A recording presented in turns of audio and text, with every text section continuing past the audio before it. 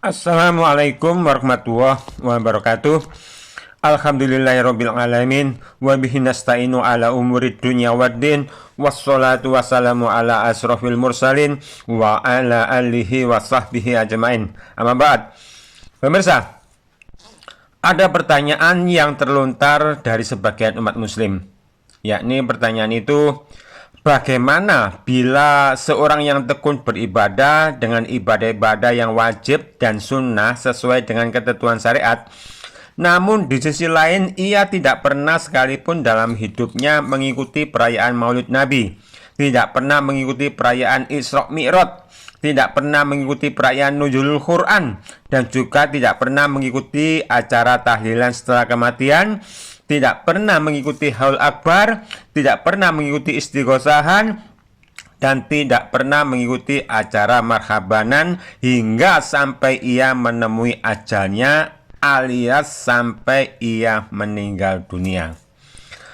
Maka apa dengan tidak mengikuti amalan-amalan itu semua, ia termasuk golongan orang yang berdosa atau ia bakal masuk neraka?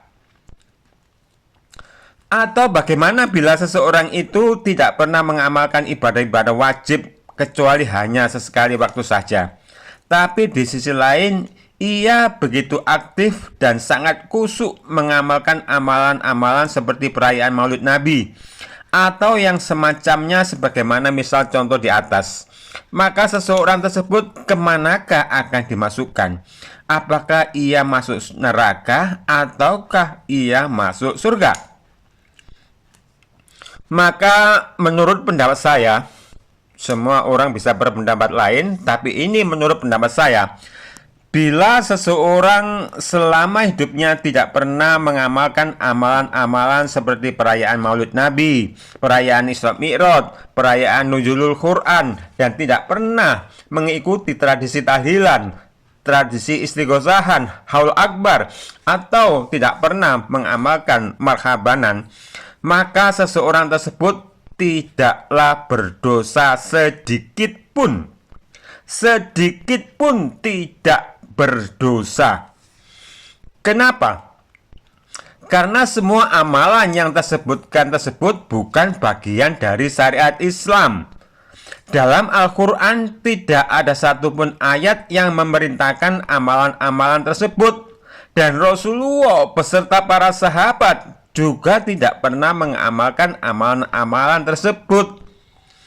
Dan walaupun Rasulullah dan para sahabat beserta para 3 generasi terbaik umat Islam tidak pernah mengamalkan yang namanya amalan perayaan Maulid Nabi, perayaan Isra Mi'raj, perayaan Nuzulul Quran, acara tahlilan setelah kematian, istighosahan, acara haul akbar, acara marhabanan, kenyataannya walaupun mereka tidak mengamalkan amalan-amalan tersebut, tapi mereka semua dijamin masuk surga. Nah, kalau beribadah kepada Allah Azza wa Jalla dengan menjalankan segenap perintahnya dan menjauhi segala larangannya adalah syarat diterimanya amal ibadah hingga layaklah mereka masuk surga. Lalu kenapa masih harus menyengsarakan diri dengan menciptakan syarat tambahan sehingga bersusah-susah mengamalkan yang itu pun masih harus dihadapkan pada peringatan keras dari Rasulullah, man amila amalan laisa alaihi amruna fahuwa raddun. Barang siapa yang melakukan suatu amalan yang bukan ajaran kami, maka amalan tersebut tertolak.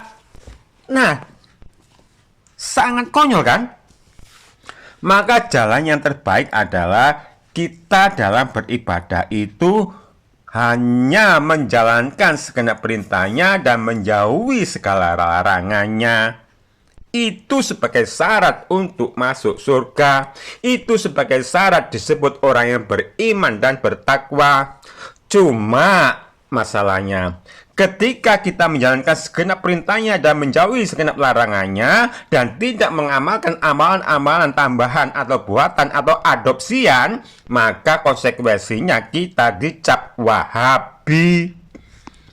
Nah, Kalau segala macam cap udah disebar sebegitu masifnya, ustadz-ustadz, kiai-kiai ketika di majelis-majelis mereka, di atas mimbar-mimbar dakwah mereka, sudah tidak lagi mengutamakan kejujuran pada agamanya, kecuali harus menebar cap-cap Wahabi demi membela amalan-amalan yang sudah menjadi identitas golongan mereka. Maka kondisi yang demikian parahnya seakan menjadi syarat tambahan bagi orang yang tetap istiqomah menjaga akidahnya, bahwa syarat untuk menjadi orang yang beriman dan bertakwa itu diantaranya harus siap dan sabar dicap Wahabi. Nah pemirsa, begitulah realitas yang harus dihadapi bagi umat Islam akhir zaman ini, yang barang siapa yang berpegang teguh menjaga keimanannya di atas dasar qala Allah wa qala Rasul, maka siap-siap dicap Wahabi. Maka dengan demikian, bila seseorang tersebut sama sekali tidak pernah mengamalkan amalan semisal perayaan Maulid Nabi, Isra Mi'raj, Nuzul Quran, maupun seperti tahlilan setelah kematian, istighosahan, Haul Akbar, dan marhabanan, bukanlah ia tergolong orang-orang yang berdosa. Dia bukan seorang pendosa. Dan bila ia taat dalam menjalankan perintah seperti sholat, zakat, puasa, haji, maka ia tergolong orang-orang yang beriman dan soleh. Dan ia tentu berhak sebagai penghuni surga.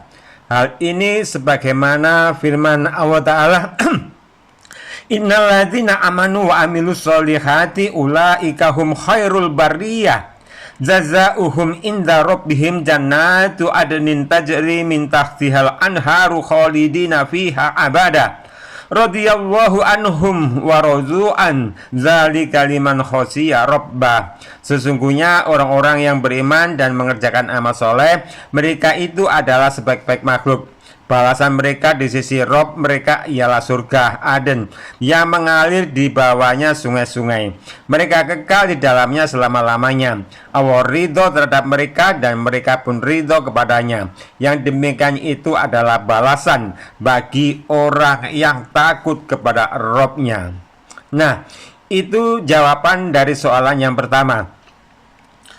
Adapun bagi mereka yang begitu semangat dan kusuk mengamalkan amalan-amalan perayaan Maulid Nabi, perayaan Isra Mi'raj, perayaan Nuzulul Quran, dan juga acara-acara semisal tahlilan setelah kematian, acara istighosahan, acara Haul Akbar, dan marhabanan, namun di sisi lain mereka meninggalkan sholat, maka mereka tidaklah tergolong orang-orang yang beriman, tidak tergolong orang-orang yang bertakwa, dan layak bagi mereka menempati neraka jahanam. Sebab yang dikatakan beriman dan bertakwa adalah mereka yang meyakini dan mengamalkan segala apa-apa yang diperintahkan dan menjauhi segala apa yang dilarang. Sementara sholat adalah perkara utama yang diperintahkan, akan tetapi tidak diamalkan. Dan itu ironis, dengan sederet amalan-amalan yang tidak diperintahkan untuk diamalkan, tapi kenyataannya dengan semangat dan kusuk malah diamalkan. Maka orang-orang seperti ini tergolong fasik, tergolong munafik dan zalim, dan tempat yang layak bagi mereka adalah neraka. Hal ini sebagaimana sabda Rasulullah sallallahu alaihi wasallam, an Jabir radhiyallahu an berkala, Sami'tan Nabiyya sallallahu alaihi wasallam yaqul, inna bainar rajul wa bainas syirki wal kufri tarkas shalah. Dari Jabir radhiyallahu anhu berkata, aku mendengar Rasulullah sallallahu alaihi wasallam bersabda, sesungguhnya pembatas antara seseorang dengan syirik dan kufur adalah meninggalkan sholat. Demikian juga sebagaimana firman Allah Ta'ala, Innalladzina kafaru min ahlil kitabi wal musyrikina fi nari jahannam khalidina fiha ulaika hum syarrul barriyah. Sesungguhnya orang-orang yang kafir, yakni ahli kitab dan orang-orang musyrik, akan masuk ke neraka jahanam, mereka kekal di dalamnya. Mereka itu adalah seburuk-buruk makhluk. Nah pemirsa, Dengan jawaban ini, moga bisa menjadi renungan agar tidak salah dalam beramal ibadah, sehingga kita menjadi golongan orang-orang yang beriman dan bertakwa.